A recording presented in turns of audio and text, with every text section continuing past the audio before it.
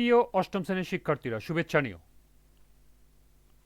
আজকে আমি তোমাদের 2025 সালের বাংলাদেশ ও বিশ্ব পরিচয় বিষয়ের নতুন বই থেকে প্রথম অধ্যায় ঔপনিবেশিক যুগ ও বাংলার স্বাধীনতা সংগ্রাম এর অনুশীলনী থেকে বহু নির্বাচনী প্রশ্নের সমাধান করে দেব। সেই সাথে সম্ভাব্য আরও কিছু বহু নির্বাচনী প্রশ্ন এবং এর সমাধান দেখব।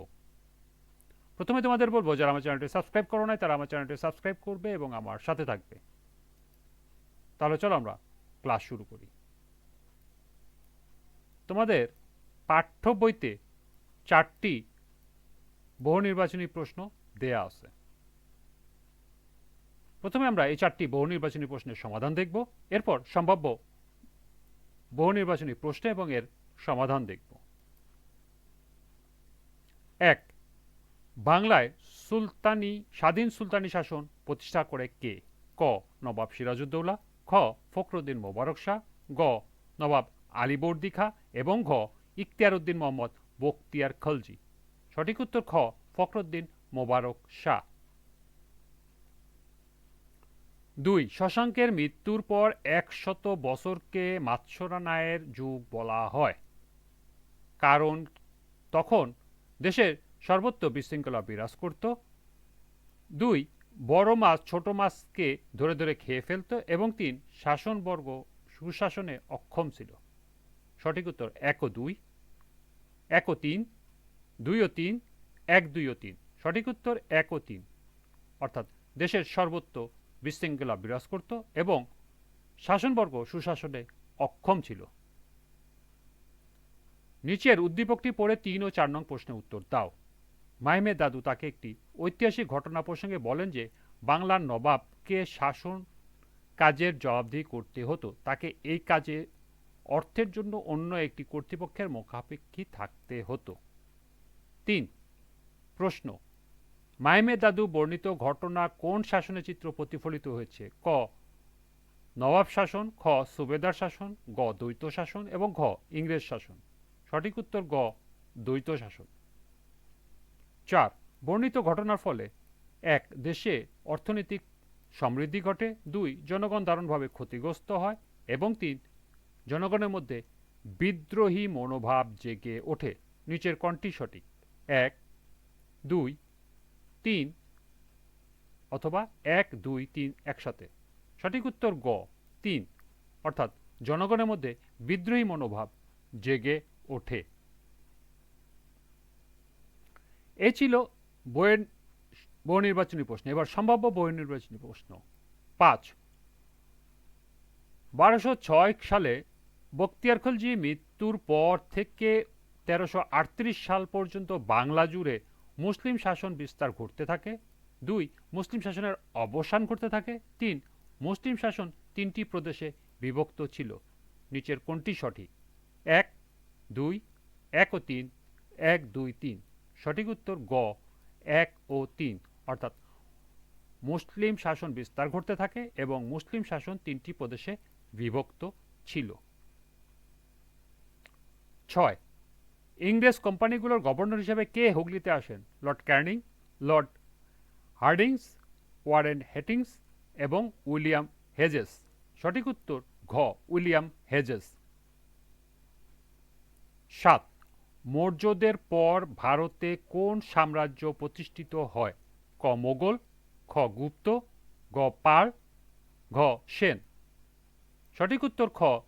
গুপ্ত সাম্রাজ্য। 8. 76-এর মন্বন্তর হয় কত সালে? ক. 1476 সালে, খ. 1376 সালে, গ. 1276 সালে, ঘ. 1176 সালে। সঠিক উত্তর ঘ.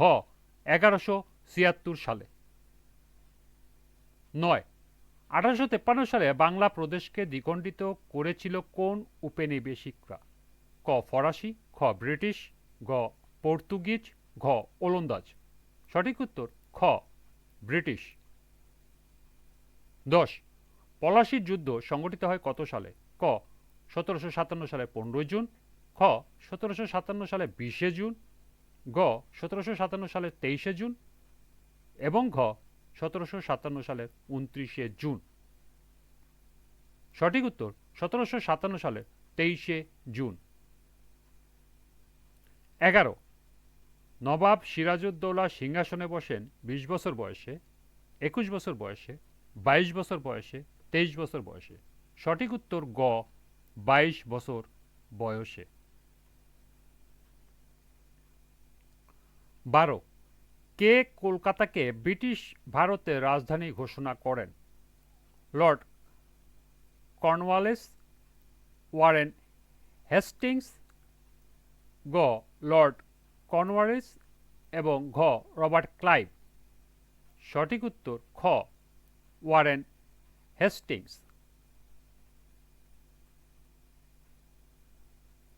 13, সমাজ সংস্কারের ভূমিকা ছিল ক রাজা রামমোহন রায়, খ ঈশ্বরচন্দ্র বিদ্যাসাগর, গ ডিরোজিও, ঘ উপরের সবাই। সঠিক উত্তর ঘ উপরের সবাই, অর্থাৎ সমাজ সংস্কারে রাজা রামমোহন রায়, ঈশ্বরচন্দ্র বিদ্যাসাগর এবং ডিরোজিও তিনজনেরই ভূমিকা ছিল। 14, কারা বঙ্গভঙ্গের বিরোধিতা করেন? ক অশিক্ষিত কলকাতার নেতারা, খ শিক্ষিত কলকাতার নেতারা, গ অশিক্ষিত হিন্দু নেতারা, ঘ শিক্ষিত হিন্দু নেতারা। সঠিক উত্তর ঘ শিক্ষিত হিন্দু নেতারা।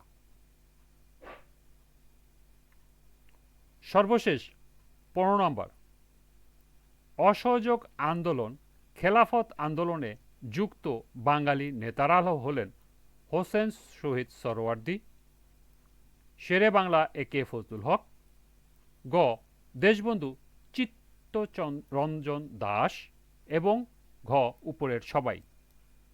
সঠিক উত্তর ঘ উপরের সবাই, অর্থাৎ এই আন্দোলনগুলোতে যুক্ত বাঙালি নেতারা হলেন হোসেন শহীদ সোহরাওয়ার্দী, শেরে বাংলা একে ফজলুল হক এবং দেশবন্ধু চিত্তরঞ্জন দাস।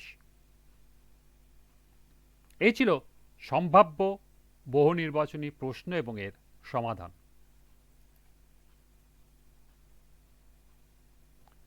এরপর সৃজনশীল প্রশ্ন। আজকের ক্লাসটি এ পর্যন্তই।